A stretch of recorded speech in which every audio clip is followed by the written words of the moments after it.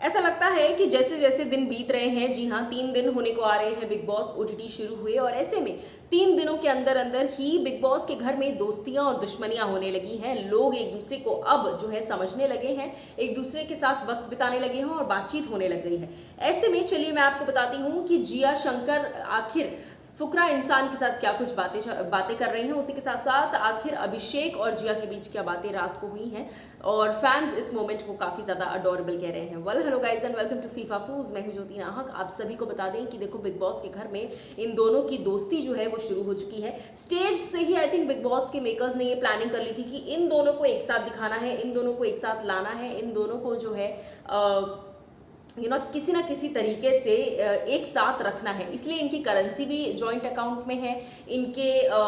जो एंट्री है वो भी एक दूसरे से कोलैप्स करवाई गई। तो कहीं ना कहीं मेकर्स की प्लानिंग स्टार्टिंग से शुरू हो गई थी, और इसके पीछे का रीजन काफी हद तक ये भी है कि अभिषेक जो है वो पलक के अच्छे दोस्त हैं। ऐसे में बिग बॉस ने ये जो सर्कल है बड़े अच्छे से खेला है कि ये पलक का दोस्त है तो पलक से तो बातचीत करेगा, लेकिन इसको जिया के साथ भी जोड़ देते ताकि ये ट्रायंगल वाला क्लैश जो है ये हो, चाहे फ्रेंडशिप वाला क्यों ना हो बट हो जरूर क्लैश। मैं आपको बता दूं कि फुकरा इंसान जो है यूजुअली मस्ती मजाक करते रहते हैं। तो कल शाम के बाद बात है, ये देर रात की बात है, जब ऑलमोस्ट सब सोने की तैयारी कर रहे थे, उस दौरान जिया और फुकरा इंसान बैठकर बातें कर रहे थे। और वहां पर वो कहते हैं कि जब इस घर में मेरा दूसरा दिन था, यानी कि हमारा दूसरा दिन था सबका, उसी दिन मेरा मन कर रहा था कि ये जो दीवारें हैं मैं इनको लांघ कर निकल जाऊं, यहाँ से चला जाऊं, मेरा मन नहीं कर रहा था। बट फिर नेक्स्ट डे हुआ, तीसरा दिन शुरू हुआ, तो मुझे ऐसा लगा चल ठीक है यार, यहाँ तक पहुंच गए हैं तो इसके आगे भी जाएंगे, यहाँ तक आ गए हैं तो इसके आगे भी बहुत अच्छा कुछ करेंगे, और जैसे तैसे ये दिन जो है अपने बिग बॉस के घर में वो निकालने ही है, हार नहीं माननी है क्योंकि बाहर बहुत फैंस हैं। ये सारी बातें सुनकर जिया कहती हैं कि यार मुझे तो लगा था कि तू बड़ा मतलब सीधा साधा काइंड ऑफ है, मतलब फन में ज़्यादा बिलीव करता है, ऐसी सीरियस बातें नहीं करता, लेकिन अब तेरे से